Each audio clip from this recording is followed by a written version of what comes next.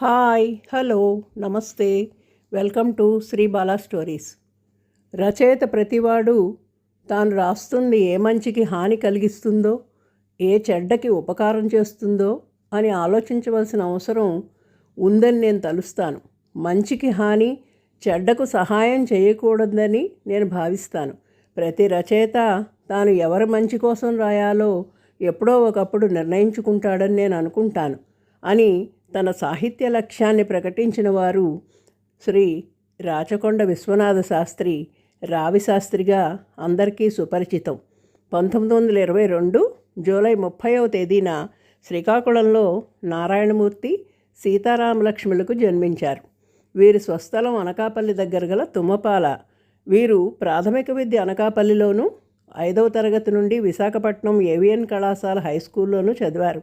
1939లో ఆంధ్ర విశ్వవిద్యాలయం నుండి BA philosophy పట్టా పొందారు. 1942-46 సంవత్సరాల మధ్య మిలిటరీ అకౌంటెంట్గా చేరి సికింద్రాబాద్, పూనా, బెంగళూరు, విశాఖపట్నాల్లో పనిచేశారు. ఈ ఉద్యోగానికి రాజీనామా చేసి మద్రాసులో న్యాయవాది కోర్సులో చేరారు. 1965 నుండి విశాఖపట్నంలో న్యాయవాదిగా తన వృత్తిలో స్థిరపడ్డారు. చిన్నతనం నుండి రచనలు చేసేవారు. మొదట్లో జాస్మిన్ అనే కలం పేరుతో రచించేవారు. 1938లో దేవుడు ఏం చేశాడు కథతో ప్రారంభమైన ఆయన రచనా వ్యాసంగం మహాసాగరంలా కొనసాగింది. ఆయన రాసిన జరియంచు తెల్లచీర కథ అనేక భాషల్లో కనుమదింపబడ్డమే కాదు, ఇంగ్లీషులో కనుమదింపబడి ఇలస్ట్రేటెడ్ వీక్లీలో ప్రచురింపబడింది. 1953లో వచ్చిన అల్పజీవి నవల ఎన్నదగింది. ఇది భారత్లో ప్రచురింపబడింది. కథాసాగరం, వచ్చే కాలం, 6 సారా కథలు, నిజం, 6 చిత్రాలు, 6 సారో కథలు, రాజు మహిషి, విషాదం, కలకంటి, బానిస కథలు, గోవులు వస్తున్నాయి జాగ్రత్త, రుక్కులు, రత్తాలు రాంబాబు, సొమ్ములు పోనాయండి, కలకంటి, 3 కథల బంగారం మొదలైనవి వీరి రచనలు. కథలు, నవలలు, నాటికలు, కథల సంపుటాలు, నవలికలు వీటిలో ఉన్నాయి. వీటితో పాటు ఎన్నో వ్యాసాలు కూడా వీరు రాశారు. రావిశాస్త్రి వృత్తికి న్యాయవాది, అయినా గొప్ప మానవతావాది. న్యాయం కోసం తన దగ్గరకు వచ్చిన వారి జీవితాలు, భాష, యాస పరిశీలించి తన రచనల్లో పొందుపరిచారు. వారి జీవితాలనే కథగా మలచి అట్టడుగు వర్గాల ప్రజల భాషను సొగసుగా, శక్తివంతంగా మలచిన తీరు అద్భుతం. మనిషి మనసులో మెదిలే ఆలోచనలు, భావాలు, పాత్రల మనసులోని అంతర్గత సంఘర్షణ వంటి లక్షణాలు కలిగిన చేతనా స్రవంతి రచనా శైలిని ఈయన తెలుగులోకి తీసుకువచ్చాడంటారు. అప్పట్లోనే జేమ్స్ జాయిస్ వంటి వారు ఈ తరహా శైలిని ఇంగ్లీషు సాహిత్యంలో వాడేవారట. పీడిత జన పక్షపాతిగా పేరుపడ్డ రావిశాస్త్రి కావాలనుకుంటే తన వృత్తిలో లక్షలు సంపాదించవచ్చు. కానీ ఆయనకి ఆడంబరాలన్నా, విలాసాలన్నా అస్సలు ఇష్టం ఉండేది కాదు. అందుకే సమకాలీన సమాజంలో పేరుకుపోయిన అసమానతలు, అన్యాయాలు, అక్రమాలు, దౌర్జన్యాలను చీల్చి చెండాడి బడుగు జీవుల పట్ల అంతులేని కరుణను తన రచనల్లో చూపించారు. మనిషి కష్టం కళ్ళు కప్పుకుని చీకటిగా ఏడుస్తోంది అన్న వాక్యమే అందుకు ఉదాహరణ. ఉత్తరాంధ్ర మాండలికాలు ఆయన రచనల్లో అందంగా కనిపిస్తాయి.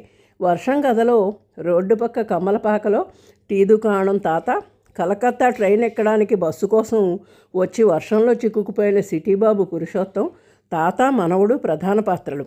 3 రోజులకు కానీ ఒగ్గది వర్షం, స్టేషన్కి కదు బాబు వెళ్ళాలన్నావు, 2 కోసులు ఉందయ్యా బాబు, ట్రైన్ మిస్ అవుతానేమో, బస్సు వచ్చే అవకాశం లేదు ఎలా అనే ఆలోచనలో పడిపోయిన పురుషోత్తమానికి మార్గం చూపాడు బొగ్గుల కోసం వెళ్ళి వచ్చిన మనవడు. వర్షంలో దారిలో సత్తే ఏటి చేత్తూరా మనవడా అంటే, వర్షమా మన సంగతి తెలిదేటి తాత, వర్షాన్ని సంపిడిసి పెడతాడు ఈ పోతురాజు అని గట్టిగా చెప్పాడు మనవడు.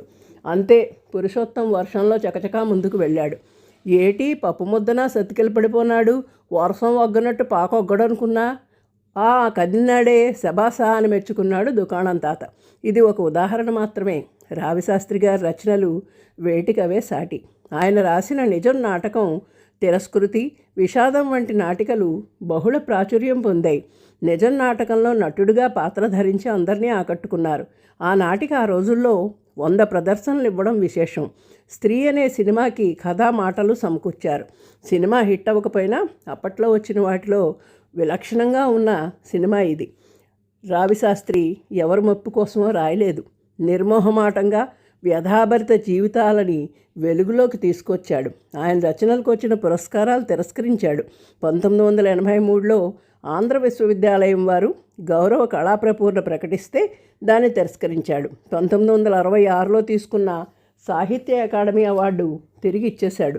సమాజంలో బడుగు వర్గాలకు, అల్పజీవులకు తన కలంతోనూ నల్లకోటుతోనూ కొండలా నిలిచి ఎందరికో న్యాయం చేసిన ధన్యజీవి రావిశాస్త్రి. ఈయన్ని ఇండియన్ గోర్కీ అంటారు. ఆయన రచనలు విశాఖ ప్రకృతికి అద్దం పడితే ఆయన పాత్రలు ఉత్తరాంధ్రకి ప్రాతినిధ్యం వహిస్తాయి. ఒకనాటి విశాఖపట్నం చూడాలంటే వారి రచనలు చదవాల్సిందే అంటారు. బీచి, యారాడ, కనక మహాలక్ష్మి ఆలయం, సింహాచల క్షేత్రం, ఇంకా అనేక ప్రదేశాలు రావిశాస్త్రి వర్ణనల్లో కనబడతాయి. అనేక మంది రచయితలకు ఆదర్శప్రాయుడై అర్ధ శతాబ్ది పాటు తెలుగు సాహిత్యంలో నూతన ఒరవడి చూపిన రావిశాస్త్రి 1993 నవంబర్ 10వ తేదీన అభాగ్యులు, అనాథలను ఒగ్గేసి స్వర్గానికి వెళ్ళిపోయినారు. ఆయన రచనల ద్వారా ఎల్లప్పుడూ కూడా చిరంజీవే. జూలై 30న ఆయన జన్మదినం సందర్భంగా ఆయనకి నివాళులు అర్పిద్దాం. Thank you. Please like, share and subscribe.